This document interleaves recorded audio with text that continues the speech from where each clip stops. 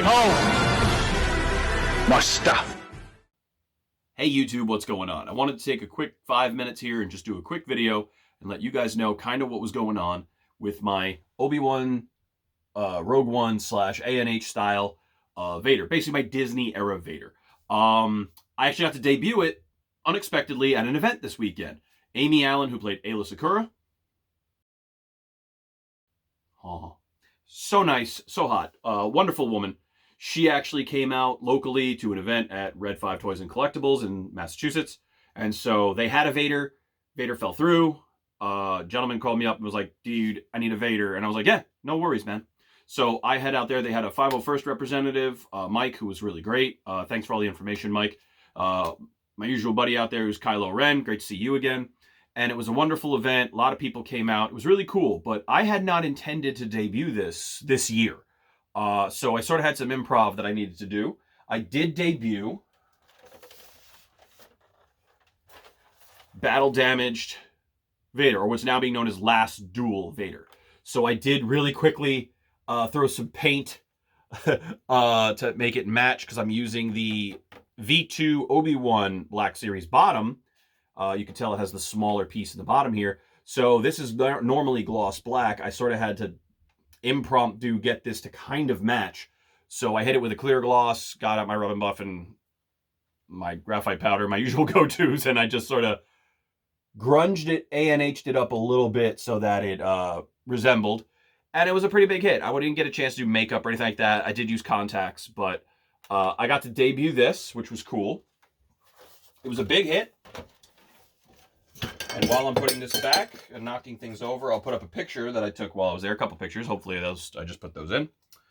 And then this was the chest box that I used just to sort of have one on. It's pretty small. It's just the toy repainted to be a battle damage one. Because like I said, it's meant to be a display. I'm not looking to join any 501st or anything with it. But I did get to debut it, and it was a big hit. I had my lightsaber, which is, of course, a gift from a friend of mine. You know him as Ryan Myers. He's an admin in the KOS, but he hooked me up with my ANH OG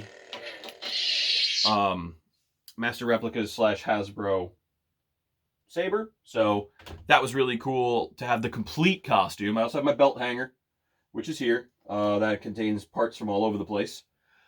So I did get to debut it, but something else that I did was I did bring my pristine updated chest box and my EFX, and I brought that too, and in the last 15 minutes, I went out to my car, swapped out my box and my helmet, and debuted that for the first time, and got to talk to Mike about how to put that helmet on and how to wear it and how to adjust it in the future so that it's a better fit, you can turn your head and stuff.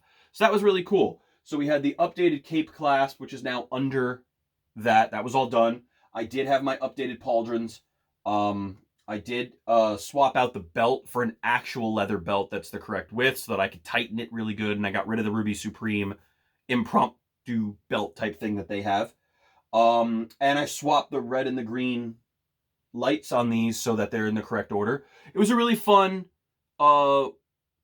way to sort of do both at the same time, which normally you don't get the convenience of that, but because it was an event in a storefront, I was able to just sort of go to my car, do a quick costume change with the helmet and that, and come back. I couldn't get everything on myself. Once you put the Vader armor on, you can't pick your hands up anymore. So I did have some people there help me out get the thing all sorted. And it went over really well. And so I want to thank Red 5 Toys and Collectibles for allowing me the opportunity to do that.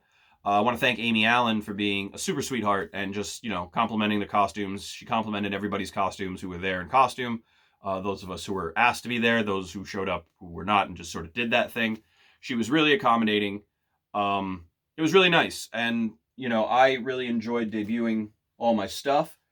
Some other people have asked what exactly I was doing with the costume, what changes I made, and the 501st guys, I know a lot of people in 501st poop on the Ruby Supreme mods and stuff, but the guys that I met, at least to my face, were super nice about it. Mike in particular was really nice. Spent a lot of time. We talked about shared pictures of source materials and things like that about Vader and whatnot, because he is an ESB trooper in New England.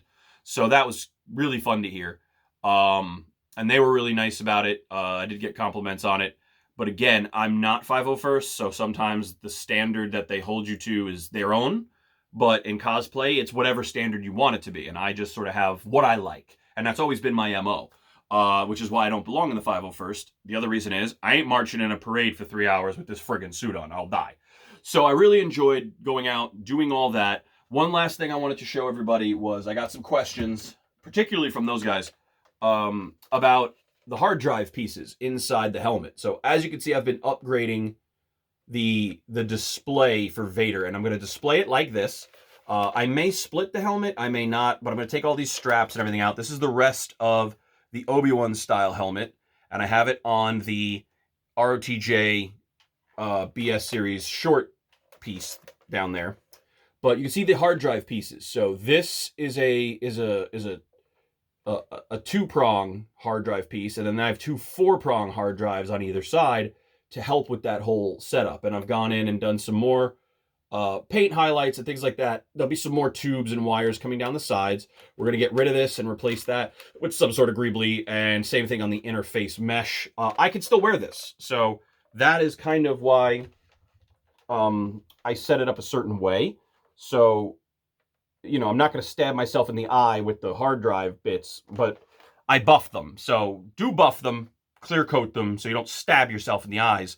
But in theory, I could wear it if I wanted to. So if I shot like a mini scene where I had to take it off and reveal it, I could do that. But even if I did, I'd be wearing prosthetics and stuff over it so I don't friggin' stab myself in the eyes. But this will display really nice if you add those hard drive bits. I did share those on my Instagram and whatnot. So if you're interested in those, what they are and everything, go ahead and hit me up. But yeah, so the displays are coming along really nice. This went over really well. And I'll share my final photo is me with Amy Allen. And thanks, guys, for tuning in. It went a little longer than 5 minutes, but you know what I mean. So cheers. So if you can't build it, buy it. If you can't buy it, build it. But man, sometimes when you do both, the result's really nice.